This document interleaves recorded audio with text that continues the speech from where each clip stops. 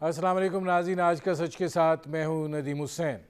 पाकिस्तान की सियासत में इस वक्त एक भौचाल की सी कैफियत है और ज़ाहिर है कि अदारा जाती सूरत हाल को लेकर अपोजिशन जो है वो भी मामलात को भांपने की कोशिश कर रही है और यही वजह है कि PDM का आज का इजलास जो है वो मुलतवी करना पड़ा। ज़ाहिर है मुस्लिम लीग नवाज़ के सीनियर रहनुमा और मुस्लिम लीग नवाज़ लाहौर के सदर परवेज़ मलिक साहब जो हैं उनकी रहलत हुई और ज़ाहिर है उसकी बिना के ऊपर आज का ये इजलास जो है ये मुलतवी हुआ और ये चला गया 15 अक्टूबर पर। अब देखना ये है कि क्या अपोजिशन ये महसूस करती है कि ये वक्त है कि हुकूमत के ऊपर जो है वो दबाव को बढ़ाया जाए, और जब लीडर ऑफ द अपोजिशन जो है ये बयान दें कि फौरी इंतखाबात कराए जाएं तो उसको किस पैराए में लिया जाए, क्योंकि उनका ये बयान जो है ये मानी खेज़ है, क्योंकि इससे पहले तक इस तरह का कोई बयान सामने नहीं आया था जिसमें फ़ौरी इंतखाबात का तकाज़ा हो। ये तकाज़ा ज़रूर था कि इंतखाबात होने चाहिए, शफाफ इंतखाबात जो हैं वो हमें दिए जाएं और ज़ाहिर है कि उसके नतीजे में फिर जो भी मामलात हैं वो आगे बढ़ा जाए। अब हुकूमत जो है वो भी अपने तय इस वक्त बैकफुट के ऊपर दिखाई देता है कि महसूस कर रही है, और जो सिलसिला और अदारा जाती खिंचाव इस वक्त दिखाई दे रहा है उसके नतीजे में क्या अपोजिशन जो है वो इकट्ठी हो पाएगी या पाकिस्तान पीपल्स पार्टी जो है वो अलग से ही अपना सिलसिला लेकर चलेगी, और क्या पाकिस्तान पीपल्स पार्टी जो है क्योंकि अब लॉन्ग मार्च की और इस्लामाबाद मार्च की दोबारा बाज़गश्त सुनाई देने लगी है, तो क्या वो उसका हिस्सा बनती हुई दिखाई देगी, ये भी एक अहम सवाल है।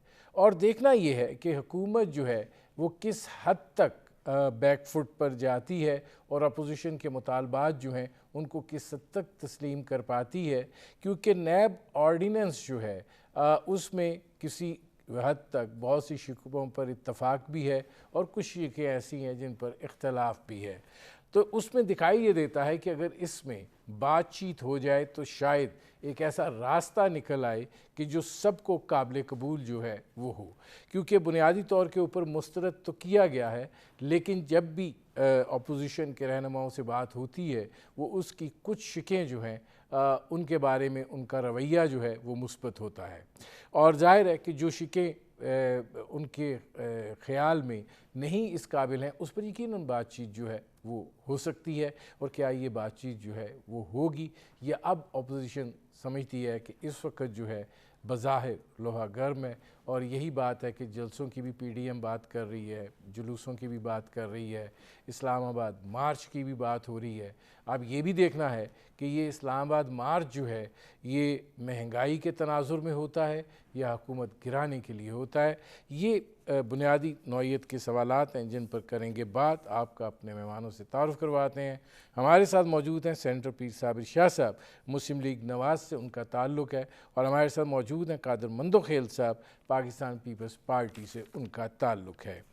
पीर साबिर शाह साहब ये फरमाइएगा कि ये अब ज़रा जारहाना किस्म के जो बयान हैं वो सामने आए हैं, और ज़ाहिर है कि लीडर ऑफ़ दी अपोजिशन और मुस्लिम लीग नवाज़ के सदर जो हैं वो अब इंतखाबात का भी फ़ौरी तकाज़ा कर रहे हैं। क्या बिटवीन द लाइंस कुछ पढ़ा जा रहा है जो हुकूमत और इदारा जाती तनाव है उसको लेकर? शुक्रिया जी साहब। सबसे पहले तो मैं मलिक परवेज साहब की जो रहलत हुई है उस पर बहुत दुख हुआ, बहुत अफसोस हुआ। इन्ना लिल्लाहि व इन्ना इलैहि राजिऊन। मरहूम जो थे वो हमारी जमात के अंदर बहुत मुस्तकिल मिजाज और जमात के साथ उनकी वाबस्तगी जो थी वो उस पर कोई सवालिया निशान नहीं था। वो बहुत क्लियर थे। अल्लाह ताला उन्हें द्वार रहमत में जगह अता फरमाए।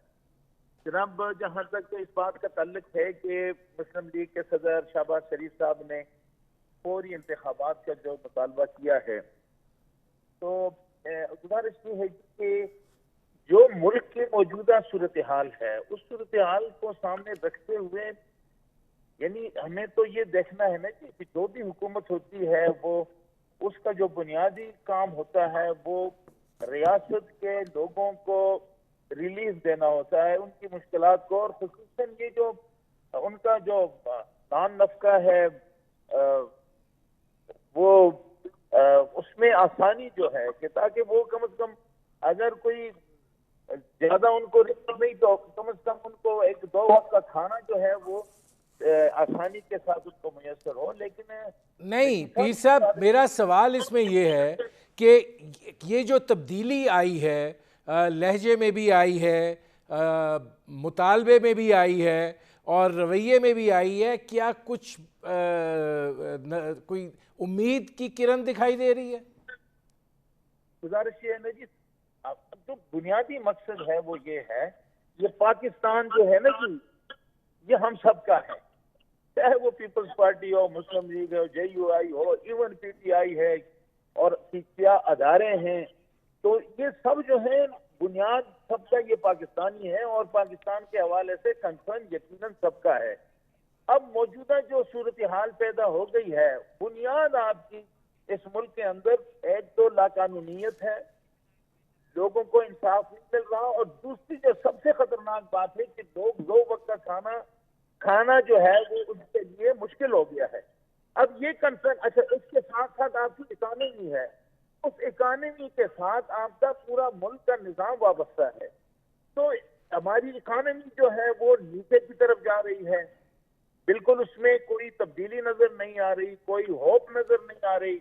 और अब इसके साथ मुंसलिक जो है वो उस पाकिस्तान की मईशत के साथ इस मुल्क का हर अदारा है, आपकी मौजूदा हुकूमत भी है, आपके फौज भी है, आपके पुलिस भी है, दीगर अदारे भी इसके साथ, और ये नजर तो सबको आ रहा है कि इसके बावजूद कि मौजूदा हुकूमत को हमारी एस्टेब्लिशमेंट की तरफ से बहुत सपोर्ट मिली और उन्हें ये एहसास दिलाया गया कि हम आपके सपोर्ट में हैं लेकिन आप डिलीवर करें।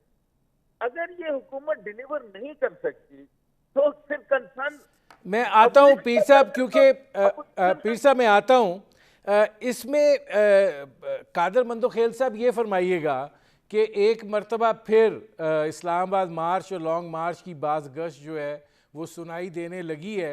आपको लगता है कि ऐसा मुमकिन हो पाएगा, और आप क्या समझते हैं कि अगर ऐसा मुमकिन हो जाता है तो पीपल्स पार्टी जो है वो इसका हिस्सा बनती हुई दिखाई देती है? देखिए, मेरे ख्याल में ये नींद से उठ के कोई स्टेटमेंट देना, क्योंकि कोई बात है ही नहीं है, कोई मूवमेंट है ही नहीं है, कोई जवाब है ही नहीं है, मुतालबात उनके पूरे हो नहीं हो रहे, और ये सारी चीज़ें, अब मैं सख्त अल्फाज अदा नहीं करूँगा, इन सारी चीज़ों के बाद तो आवाम को भी तो इंगेज करना है ना किसी तरीके से। ओ जी सुबह उठ गए, मौलाना साहब की मुलाकात हो गई है, तो लो जी तहरीक शुरू कर देंगे। ओ भाई, कहाँ से तहरीक शुरू करेंगे? आपके अपने सफ़ों में, आपकी अपनी पार्टी में दराड़े हैं, आपके अपने लोग आपसे मुतहिद नहीं है, फिर PDM के आप बिलावल भुट्टो साहब को और आपने ANP को शोकाज दे दी है, किस बात के दे दी है? वो भी अपनी मुलाजिम के जरिए आप शोकाज दे रहे हो। तो सवाल ये है कि ये सारी चीज़ें, मुझे नहीं लग रहा है कि इसमें कोई सीरियस है। अगर ये सीरियस होते तो फिर मैं एक बात और भी कहूँगा, शहबाज शरीफ साहब का तो पहले से मुफाद क्या कहते हैं, मुफाहमत का वो लहजा था, तो अब तो पिछले मीटिंग में नवाज शरीफ साहब ने भी कह दिया कि ठीक है हम दोनों रास्ते इख्तियार करेंगे। अब वहां भी तो लचक आ गई है ना उसमें। तो मैं नहीं समझ रहा हूँ कि PDM में जो मौजूद जमातें हैं वो इस बात की सीरियस है। हाँ, जज्बाती है, मौलाना साहब आ गए, थोड़ा सा उसने हिलाई जुला होगा तो बयान दे दिए, मैं नहीं समझता हूँ कि इसमें कोई वजन है। वजन है। नाज़रीन, हमारी गुफ्तगू जारी है, एक मुख्तसर से कमर्शियल ब्रेक का वक्त हुआ है। Welcome back. अच्छा, पीर साबिर शाह साहब ये फरमाइएगा कि कादर मंदोखेल साहब की आपने बात सुनी होगी, वो कह रहे हैं कि जिस जमात का अपना बयानिया ही ना मिलता हो, आपस में इख्तलाफ हो, वहाँ से क्या लॉन्ग मार्च होना है, क्या तहरीक होनी है? ये तो बज़ाहिर दिखाई ऐसे देता है कि हालात को देखते हुए शहबाज शरीफ साहब ने एक टेस्टर ही छोड़ा है।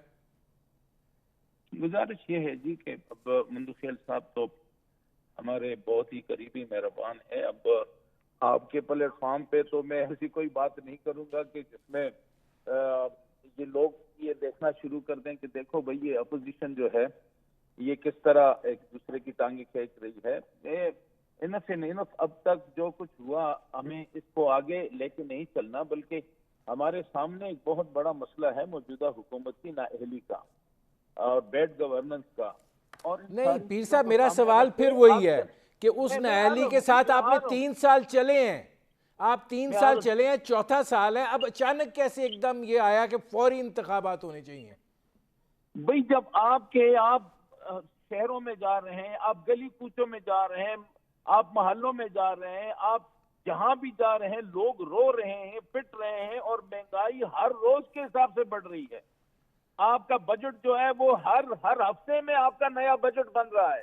तो क्या ये उस वक्त हम इलेक्शन का मुतालबा करेंगे जब ये सारे लोग मर जाएं, जब ये भूख से ये कौम जो है ये निढाल हो जाए? भाई किसी वक्त तो आपने आवाज उठानी है। अब इस तेजी के साथ एक होप थी कि ये हुकूमत शायद ये IMF और ये महंगाई और शायद ये एक फाइनेंशियल डिसिप्लिन कायम कर सकेंगे, और एक वक्त आएगा कि ये जो है ये इस महंगाई को खत्म करके आवाम को रिलीफ देंगे। लेकिन हमने तो देख लिया कि 3 साल में रिलीफ नामी कोई चीज सामने नजर नहीं आ रही, और फिर तैयारी हो रही है IMF के पास जाने की।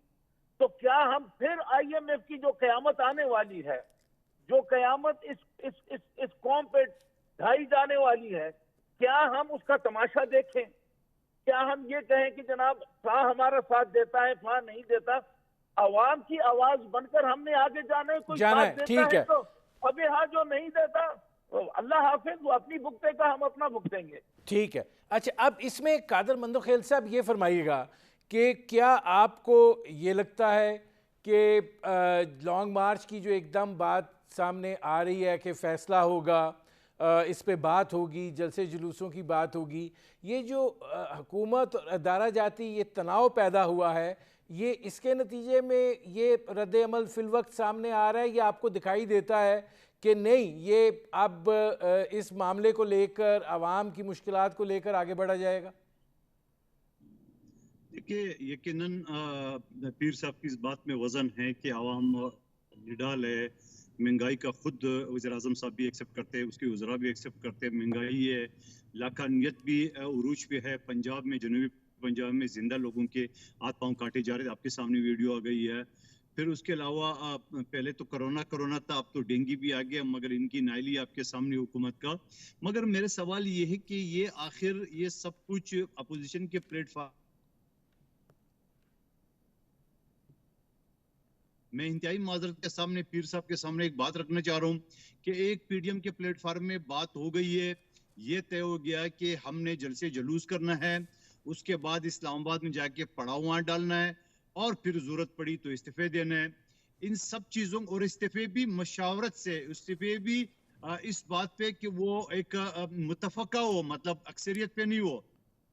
मगर फिर क्या होता है कि वो ओएस नूरानी साहब उठ जाते हैं, जिसका पूरे पाकिस्तान में काउंसलर भी नहीं है। नहीं जी, इस्तीफे पहले दो, भाई ये बात नहीं नहीं, हुई है। उसमें तो और इस कादर मंदोखेल साहब, शेख रशीद साहब ये फरमा रहे हैं कि पीपल्स पार्टी अक्लमंद है, सूरत हाल को भांप गई, मुफाहमत की बस पे चढ़ गई। अरे इतनी अच्छी गुफ्तगू आप आ रही है, आप किसकी, वो उसकी क्या औकात है बेचारी की अपनी समझने। वो गेट नंबर 4 तो खुद मान रहा है कि मैं पैदावार हूँ, क्या गुफ्तगू में उसको ला रहे हो? वो तो वैसे ही आपको पता है कि वो डिग्री बजाता रहता है, वो कभी क्या बात करता है, उसके कोई सर पैर उसकी अपनी क्या है। वो 2,500 वोट पे उनको वजीर दाखिला, सबसे बड़ा वजीर आजम के बाद उसको वजारत मिला है, तो ये पूरा पाकिस्तान जाता है कि वो खुद कहते हैं मैं गेट नंबर 4 का पैदावार हूँ। उसकी तो बात ही एक तरफ रख ले। सवाल ये है कि इन सब चीजों का जो मैं आपसे अर्ज कर रहा था कि जब ये तय हुआ था और अचानक मुतालबा आ गया कि इस्तीफे दे दे। आपको ये भी याद है, पीर साहब की पार्टी को मैं याद दिला दूं कि उनके 2 इस्तीफे गलती से चले गए स्पीकर के पास, और मरियम बीबी ने यह कहा कि जा इस्तीफे स्पीकर के मुंह पे मार के आओ। मुंह पे उस बेचारों ने क्या मारना था, स्पीकर के पांव पड़े, वही हमसे गलती हो गई है या गलती से आ गए, तो वो इस्तीफे वापस लिए गए।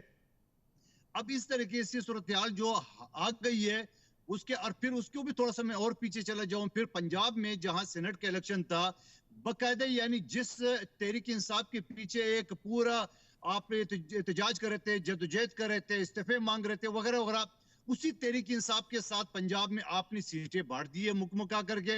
लो जी, सेनेट के इलेक्शन में 5 सीटें नून लीग ले लो, 5 सीट PTI ले लो, और एक कमीशन के तौर पे काफली को भी एक सीट दिया जाए।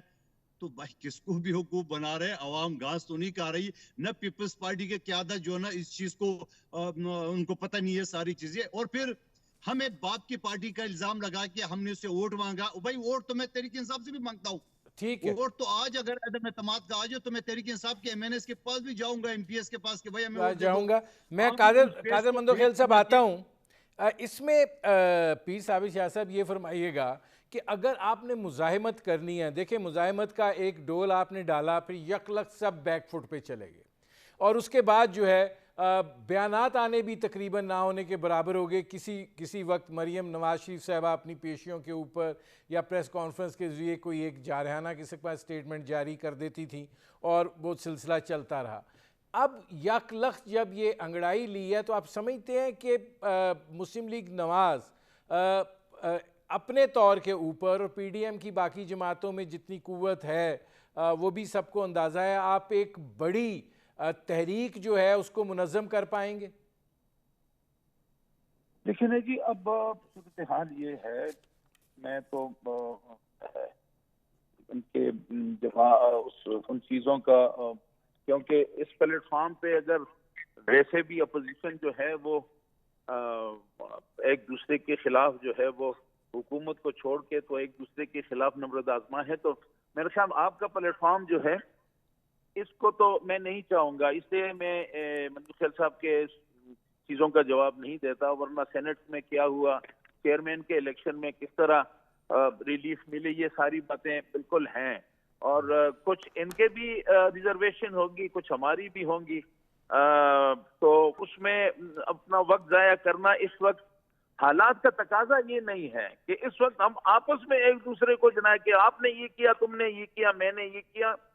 बात ये है कि हुकूमत जो है वो मुकम्मल तौर पे नाकाम हो चुकी है। अब जब हुकूमत नाकाम हो गई तो क्या अगर हम अकेले भी हों तो फिर भी हमारा फर्ज तो है ना जी कि हम आगे बढ़े, आगे चलें। पीर साहब एक सवाल है, पीर साहब एक सवाल है, सवाल ये आप कह रहे हैं हुकूमत नाकाम होगी, क्या अपोजिशन ने कोई कामयाबी दिखाई? मैं यही अर्ज कर रहा हूँ, अपोजिशन तो आपस में उलझ रही है ना। मैं तो यही अर्ज कर रहा हूँ कि बजाय इसके कि इस लड़ाई में आए कि मुस्लिम लीग पीपल्स पार्टी को जनाब नीचा दिखाए, पीपल्स पार्टी मुस्लिम लीग को, थोड़ा सा इन इश्यूज को रखे ना। इलेक्शन में एक दूसरे के कपड़े आप जितने धो सकते हैं, जितने मेले कर सकते हैं आप करें ना। अब तो आपके सामने अगर आवाम से हमारी हमदर्दी है तो हमारी पहली प्रायोरिटी पीपल्स पार्टी नहीं है, पहली प्रायोरिटी हमारी जो है वो मौजूदा हुकूमत है। अगर हम पीपल्स पार्टी को कितना ही नीचा दिखा दे, क्या आवाम को रिलीफ मिलेगी? इस वक्त तो हमारा टारगेट हुकूमत होना चाहिए।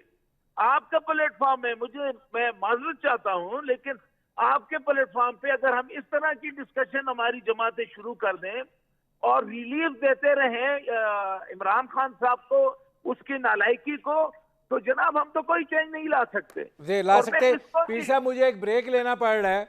नाज़रीन हमारी गुफ्तगू जारी है, एक मुख्तसर से कमर्शियल ब्रेक का वक्त। Welcome back.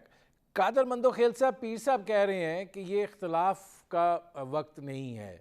आपको क्या दिखाई देता है कि जो भी अब एहतजाज होगा उसकी बुनियाद आवाम की जो महंगाई की अज़ियत है, जिस मुआशी बदहाली की सूरत हाल है वो होगा, या हुकूमत गिराने का होगा? देखिए, मैं दोबारा उसी तरफ आता हूँ कि पीपल्स पार्टी की तरफ से कहाँ पे हमने मुंह मोड़ा है। हमने तो बढ़ चढ़ के हिस्सा लिए है, और यहाँ तक क्योंकि देखो बात वो ख़त्म नहीं होता है। पीर साहब बड़ा इजी ले रहे। मैं अपनी चेयरमैन के खिलाफ एक उस शख्स की जिसकी अपनी पार्टी में कोई पोजीशन नहीं हो और वो खैरात पे सीट पे जीत के आया हो, तो वो मुझे शोकास दे तो मैं तो कभी बर्दाश्त नहीं करूंगा।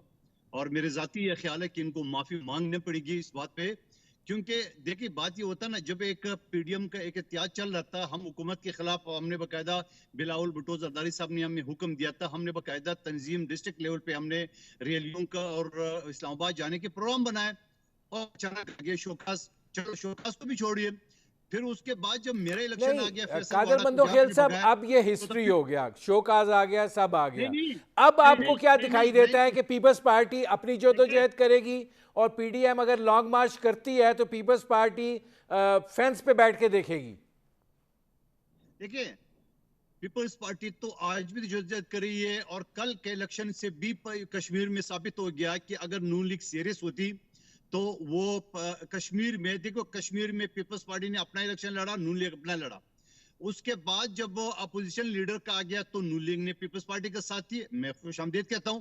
अब कल के इलेक्शन में नून लीग फिर अलग थी। इसी वजह से देखे पीपल्स पार्टी ने इलेक्शन लड़ा क्योंकि हमारा सीट था, हमने वापस ले लिया, मगर नून लीग को एक बार तो फिर नाकाम हो गई। तो भाई अगर आप इस तरह अपना जो बयानिया लेके चलेंगे, अपना जो जद्दोजहद, मुझे नहीं पता जद्दोजहद का नाम देंगे या गौर देंगे, वो आप लेंगे तो आपको तो नाकामी होगी। और फिर मैं ये बातें इसमें से रिपीट करूं, फिर साहब क्वेश्चन नहीं लग रहा है कि भाई जब आपने हमें शौकास दे दिए, हम आपका साथ कैसे दे सकते हैं? हम जद्दोजहद अपने तौर पे तो कर ही रहे और कर भी रहे। इस वक्त आप कौमी असम्बली के फोरम पे देख लें, हम ही लड़ रहे हैं, हम ही हर जगह हुकूमत के साथ लड़ रहे हैं। आप कहां लड़ रहे हो? लेकिन मैं फिर भी ये कहता हूं कि अगर इस पर पीडीएम को, प्लेटफॉर्म को, मेरी ये जाती ख्याल है, पार्टी के बयान में नहीं दे रहा हूं, कि अगर इस चीज के ऊपर डिस्कशन हो जाता और दोबारा डिस्कशन भी हो जाए कि भाई हम सब मिल के एक साथ चले, गो के कौमी असम्बली में हम एक साथ है, ये भी पीर साहब को बता दूं, लेकिन बाहर आके हम एक साथ नहीं है। क्यों नहीं है? उसमें आप मेरा किरदार भी देख ले, इनका किरदार भी देख ले। तो सवाल ये है कि हुकूमत को जो टफ टाइम देना था, वो या पीर साहब ने कहा कि कोई सपोर्ट दे रहे, तो भाई सपोर्ट तो उसको मिल गई पहले से, जब अदम एतमाद के तहरीक पे आप एग्री नहीं हो।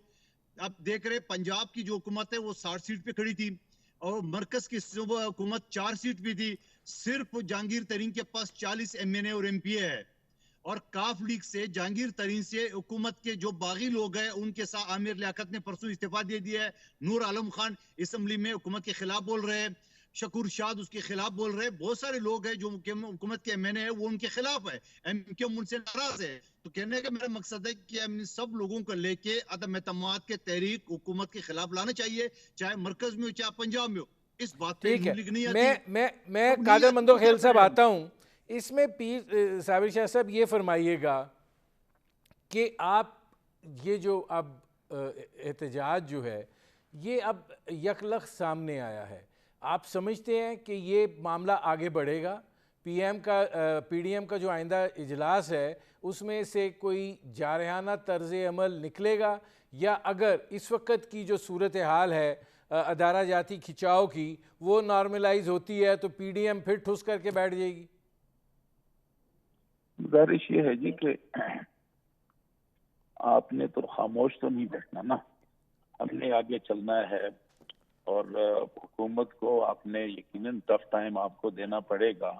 बाकी रह गई ये बात, देखिए ना, हमें पीडीएम जबकि बिल्कुल पीक पे थी, चलो मैं मान लेता हूँ हमसे गलती हुई, लेकिन एन मौके पे पीपल्स पार्टी ने जिस तरह पीछे हटी तो यकीनन इसका धचका तो बहुत बड़ा लगा।